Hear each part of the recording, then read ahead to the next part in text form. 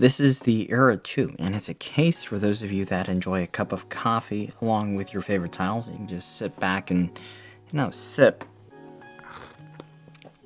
while admiring your stylishly and now functionally designed gaming build.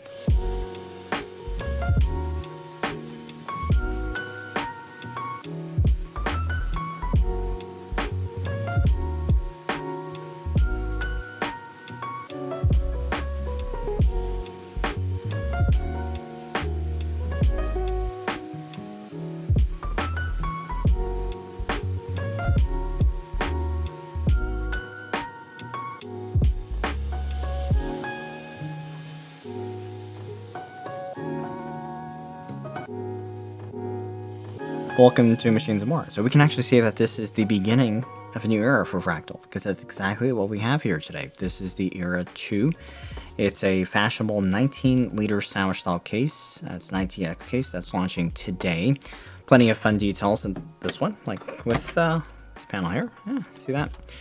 I'll be reviewing this one for you today. I've got my Cafe Americano here. Go ahead and grab your favorite drink. Let's just sit back. Let's have a chat about this one.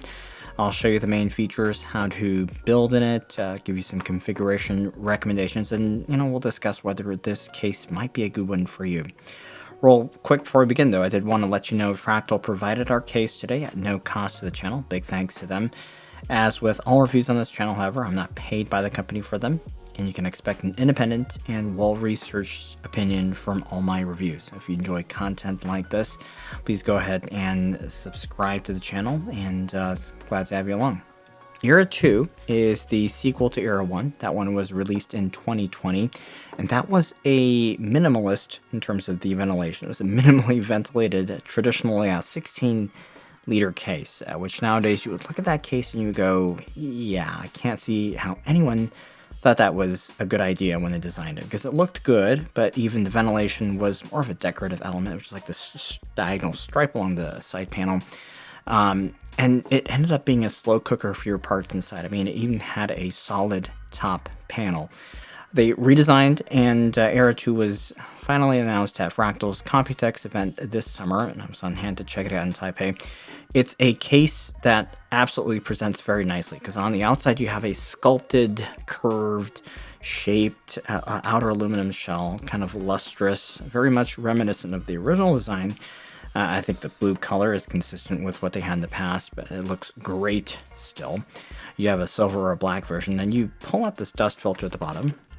Right, that's actually going to unlock the outer shell. The rad tray also unlocks with 2 finger latches. Completely toolless so far. And of course you've got this top wood panel that came off of the outer shell, and that just lifts off when you push down. Don't worry, it is vented. Very nifty, eye-catching design throughout, and the touch points, they all give a very satisfying experience for the end user. I mean, really, these latches are really fun to play with. They kept the aesthetic of the old era, but with more thoughtful and still stylish ventilation. But inside there's a very big difference, because Era 2, it is now a sandwich style case. So you have your mini-itx motherboard and your SFX or SFXL power supply over on this side, and then connected via an included PCIe 4.0 riser cable, you have your graphics card on the other side. So this case is a sandwich style case, and it's spec to support up to a 63mm thick 3-slot card up to 326mm long and 137mm wide. So that width spec actually allows for room for cabling. For example, the tough card here is 139mm. You can see it doesn't go all the way to the rad and the fans, because it's allowing for some space. It's going to avoid some cabling surprises. So this is a big case, and it's noticeably tall for a sandwich style case. It's 366mm long by 165mm wide by 314mm tall, and that translates to about 19 liters. So that number on the surface puts it at the upper end of the small form factor case spectrum. As a comparison in the size bracket, the Cooler Master NR200 is 10mm longer, 20mm wider, and excluding the legs, That one is only 274 millimeters tall, so it's 18.25 liters if you just look at the box. So there's a catch, because a lot of SFF case makers will quote the height without the legs, oftentimes to make the case sound or appear smaller than it actually is. So the NR200 is actually 292 millimeters when you consider the legs. With the Era 2, the elevation off the work surface is done so via an integrated or sculpted pedestal like this. So it's not like they can just quote the volume without the legs, so strictly we have to compare the cross-sectional footprint entirely, including the legs.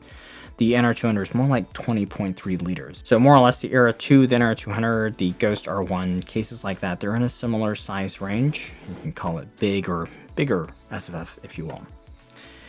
314 millimeters is quite tall, and much of that is due to the way the case is laid out. So you have space for a pair of 120 millimeter case fans at the bottom. These are branded Fractal Aspect. On top of that, you have your motherboard, and then on top here, you have this section that's dedicated to a 240 or 280 rad plus fans. This particular customized rad and fan combo that I have here comes in at 50.5 millimeters with only a few millimeters left to spare, as you can see here between this and the riser cable and some of the other cables here. So I'd estimate that the absolute max you could get in this case would be 60 millimeters. And then over this center assembly sits the top shell which has a recess on the top. That's where this walnut panel will sit. This isn't just wood though. There's actually a piece of metal that's attached to the unseen side of the top panel. So there's a lot of layers to this case, and you definitely get the impression that Fractal didn't try to just put as much stuff and cram it all down and compress the height as much as possible. There's a lot of little pockets here and there that makes this kind of a relaxed build. It has a relaxed feel when you assemble it, and that easygoing nature, it certainly comes through when you build it up. This center structure, it's a steel base. It's not really as flexible as the Fractal Era for allocating space between your GPU and the motherboard compartments, but there are 3 settings, and for maximum GPU you can set it up with 63 millimeters of card thickness, which that's what I've done here, along with 55 millimeters max on the motherboard side. Mainly that's going to be for your CPU block, but you can also run an air cooler. The max CPU cooler setting gives you 70 millimeters on this side, and then that leaves 48 millimeters for the GPU. So the number 2 setting will split the difference there. It makes the most sense to build this up with a liquid cooling system, though. So most of you will be considering a 240 or 280 AIO, and you could absolutely do an air-cooled build, but it really wouldn't be space efficient, because 70 millimeters of air cooler height, it does let you run some decently sized top-down coolers, but even if you put case fans at the top, you're going to have some unused space here. So you're not really taking advantage of the height here. For the cooler's allocation, you could practically do better in the Era, because the 48 millimeter GPU setting in position 2 gets you more air cooler height than the Era 2, which the Era will give you 72 millimeters there, where you'd only get 70 here. Other features, it comes stock with this SSD tray that will support 2 2.5-inch drives. Additionally, in divider position 1 and 2, which will give your motherboard side additional space, you could further mount 2 2.5-inch drives behind the power supply. So there's a total of 4 maximum 2.5-inch drives supported with this case. So to build this case up, you do have to remove the shell. So go ahead and pull off the dust filter, and the top comes right off. If you want, you can remove the rad tray. I would, of course, hold off installing the cooler, because you can certainly mock it up to see how you want the tubes to run, but with the accessibility in this case and how easy it is to kind of get into things, I would just leave that to the end for convenience. If you're not using the SSD tray, go ahead and remove that. Slides off on a rail, same with the PSU, just unscrew it, and you'll notice that the case's 2 included case fans are pre-installed. And Fractal has made one decision for you here, installing the case fans as bottom intakes. So I did build up with them as is to start, just to get a stock baseline result, but as long as you're comfortable doing it, I would recommend flipping them at the beginning, where everything is easily accessible so that you run them in a bottom exhaust. You're going to be a little bit more susceptible to cable interference at the top of those fans, so do keep that in mind. And we'll discuss more when I show you the thermals. The best airflow configurations all involve the bottom fans as an exhaust.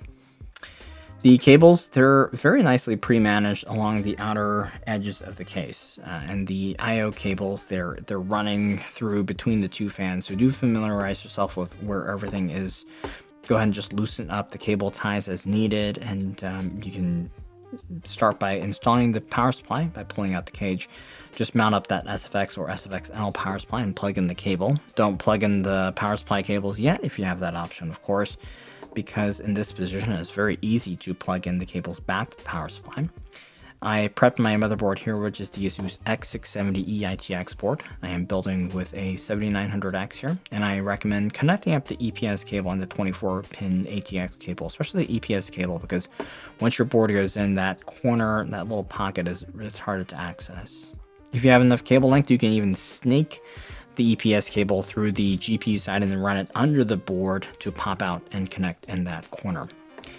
Go ahead and mount up the board. Well, then you can plug in the front I/O cables. With the Era 2, you have an HD audio, 2 by USB-A 3.0 and 3.2 2x2 USB-C, and a power button with power button LED. So just go ahead and connect up what you need. Plug in your riser cable, manage the cables back to the power supply, where you can then anchor them to that area with zip ties. So this case actually cleans up pretty nicely, and I do like the design choice for having the power supply with the cables face up, because it's really easy to access and there's less chance of anything interfering with the fans. And you can imagine with this unit, with the cooler not here, is actually very easy to access that spot. One thing I noticed is that the cable lengths are very appropriately sized for the I/O cables, and the pre-run locations for both the daisy chained fan cables and the I/O cables, they actually make a lot of sense.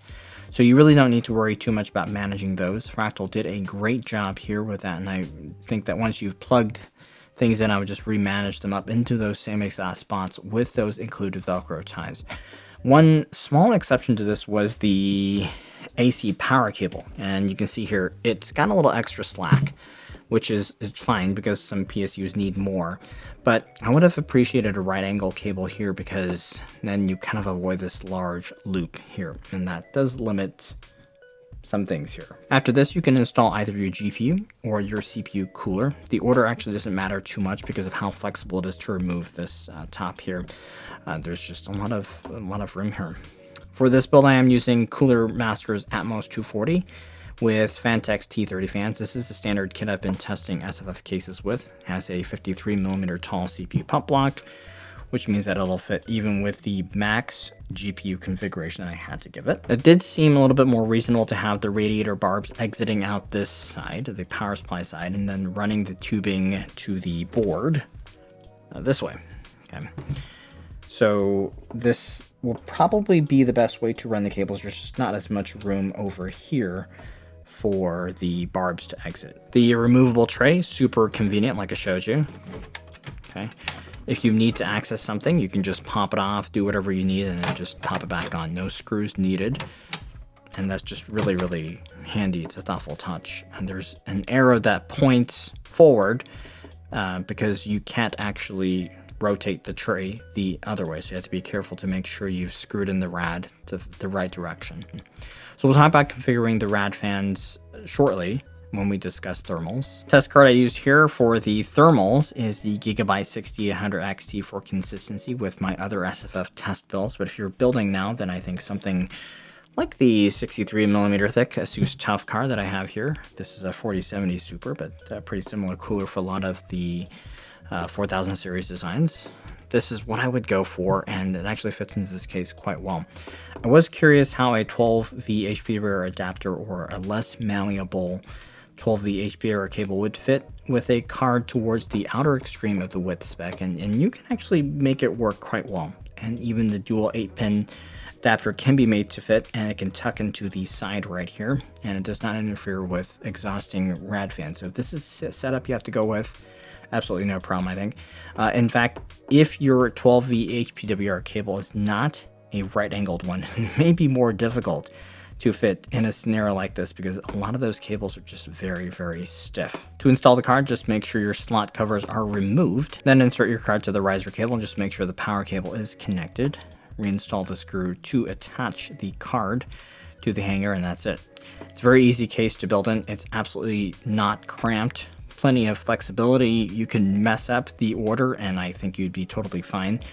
This volume, it's a very beginner friendly case. So you notice that the outer panel versus the Era 1, there is definitely a lot more holes, but there's also a cutoff point. There's no holes above this point, and it's closed off to the area adjacent to where the rad is.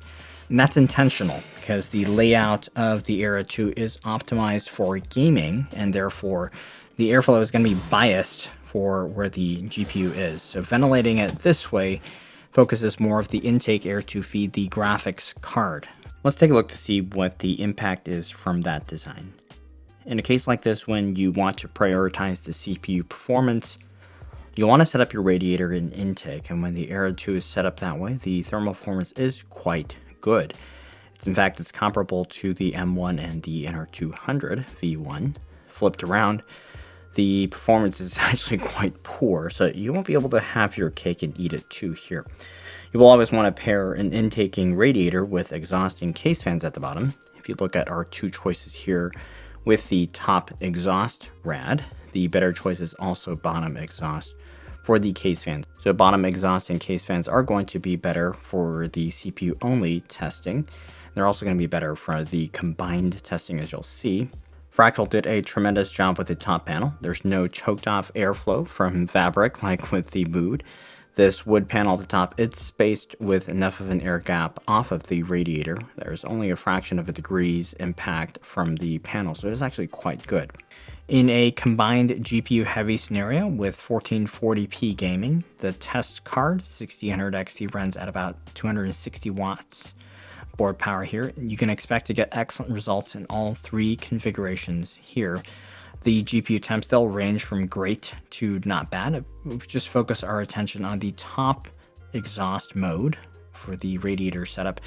The case fans flip to bottom exhaust yields better results for both the CPU and the GPU temps, and you can couple that logic with the fact that you wouldn't ever run them as an intake if you did choose to have the radiator set up to intake as well. You have dual intake, and that's just gonna fight so much inside the case. And that's why I mentioned earlier that you should strongly consider flipping the fans to bottom exhaust, because regardless of what your rad is set up as, that fan at the bottom, those fans are going to be best as bottom exhaust. When the rad is set up to intake, you do prioritize your CPU cooling, and when they are set up as exhausting, they prioritize the GPU cooling. So that's not exactly unique to this case, but it's certainly very pronounced here. When we compare those two configurations against the bigger group of cases here, your top exhaust setup, it's very competitive against the broader spectrum of cases. The gaming CPU temps are not bad. When you pair it with the bottom exhausting case fans, the case airflow design here makes it possible for the radiator to avoid taking in too much GPU exhaust, and you have very, very good GPU temps here. For the radiator intake scenario, which is more comparable to some of our traditional cases, such as the NR200 and case M1, which are best set up as an intake also, we're definitely seeing favorable and very competitive results. And even the GPU temps here, I think, are quite good in my experience for this card. And set up this way, the CPU temps are very, very good, better than any of those cases. Testing without the outer shell installed, in this configuration, the GPU can run about 67 degrees cooler. CPU temps are a little bit cooler as well. So the outer shell does introduce a little bit of a penalty overall for the radiator intake scenario, but it's really not terrible. In a higher powered CPU heavy, heavily multi-threaded scenario, the Era 2 can keep up with other cases as long as you run the radiator fans as intakes. Even a 7900X or 9900X level of CPU would be fine. For a gaming setup, you would run rad fans as top exhausts. There, I would consider this to be one of the elite performers. So as long as you can fit your GPU in here, even more power-hungry cards would be fine in this case. But with the rad fan setup as an exhaust, I would tend to recommend CPUs somewhere around the mid-range of the power spectrum, so 14600K, 7700X at most. For gaming though, I would just get something like a 7800X 3D or 9700X, or even a 7600 if you're on a budget. The exhausting rad will allow the GPU to stretch its legs, and with a 240 or 280, you'll have more than enough headroom to support. All right, so some acoustic samples for your reference. The first one is going to be with the outer shell off and on with regards to the GPU sound levels. I did not notice a significant amount of interference from the side panel or the ventilation in terms of the GPU's acoustics. And then I'll share some rad fan sound samples, and then we'll end with the stock case fan for an idea of what those sound like.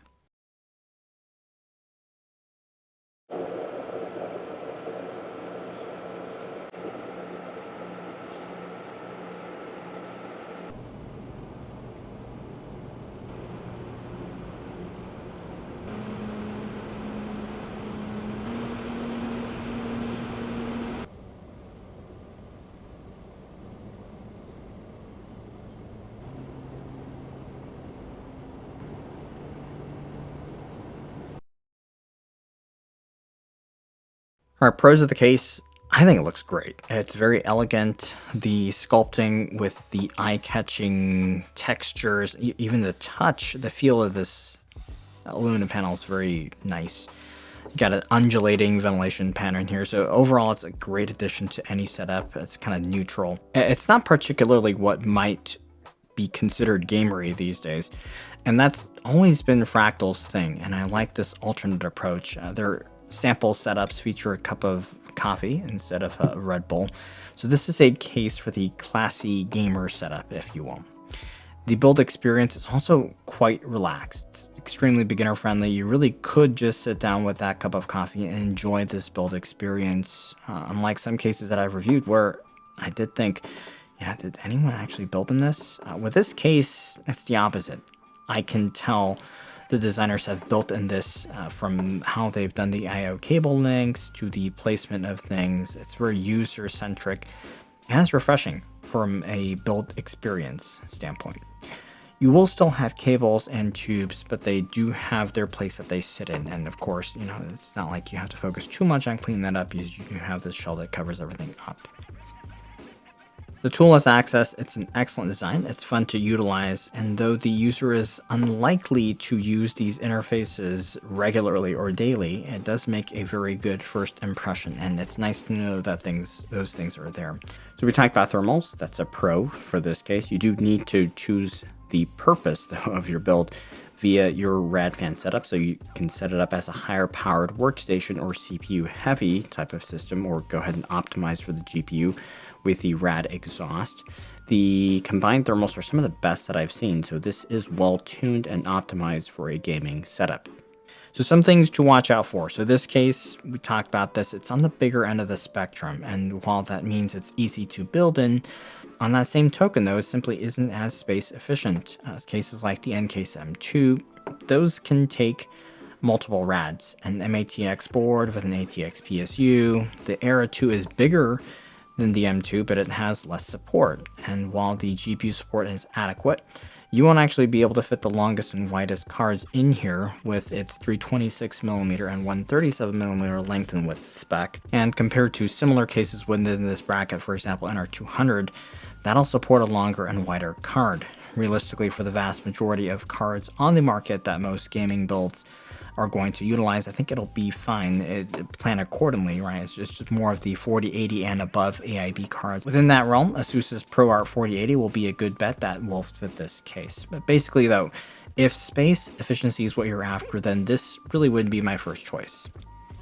We talked about the case fans. For my testing, the bottom exhaust is the way to go. It's also odd to have a PSU exhaust into intaking fans, right? So kind of makes sense to streamline that by exhausting at the bottom.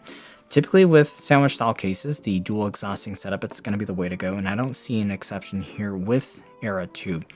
I didn't have any issues with cables getting into the fans, even when flipped to bottom exhaust, mainly because of the PSU turned with the cables exiting out the top. But if that was one of the considerations from the design team in making it as a stock bottom intake, avoiding cable interference, I think one solution would be just a reverse orientation fan where you could have the fan frame on the intake side instead of the exhaust, and that'll do some work to keep the cables out. So that's one thing to consider. So last thing, in a bottom exhaust scenario, your dust filter isn't really needed, and it's actually going to trap dust in the case when it's sucking through the non-filtered panels and then passing through filtered panels. Usually you could just remove this and leave it out, but while it's a neat design, the dust filter, it does too many things, right? Because it locks the shell. You pick that case up, it's going to lift right off the shell, right? Unlike with the Mood, there isn't actually a way that I found that you can just screw down the shell to the inside without using this dust filter. So if you are thinking of flying or even just taking a short drive with this one, other than being taller and bulky and less travel friendly, this plastic dust filter being the single point of security preventing this shell from lifting off and the case from opening up does give me some pause in that department as well. But overall, these are minor points, and if you consider this case as a whole, it really does not have what I would consider significant issues or impediments, provided this is the form factor you're after and you are aware of its component limitations. Pricing, the case comes in at $200 US, which includes the riser cable and all the accessories that you see here. And I think that's very fair for what you're getting here. It's a premium material aluminum panel case. It's not just steel. And so it's comparable to something like an N-Case M2, which is around the same price. The Ghost R1 is going to be more. Leanly A4H2O, it's a little bit cheaper than this, but I think the overall quality, this one is going to have a little bit more of the resources dedicated to making it look good. And I think if you keep that in mind, pricing here is very fair. I really like this case. I think it's a refreshing and refreshed design that is perfect for those of you that are looking for aesthetics with good performance, and it's just a really easygoing case. It's just something you could wake up in the morning and just look at it and just enjoy how nice it looks in your setup. So the beginning of this new era for Fractal is looking very good, and kudos to Fractal for going back to the drawing board, finding the pain points and absolutely nailing this one. So if you enjoyed this case review, please give a like, subscribe to the channel. If there's something that you'd like to know that I didn't cover, please sound off in the comments. Check out the links down below for the case and the components, and big thanks for watching.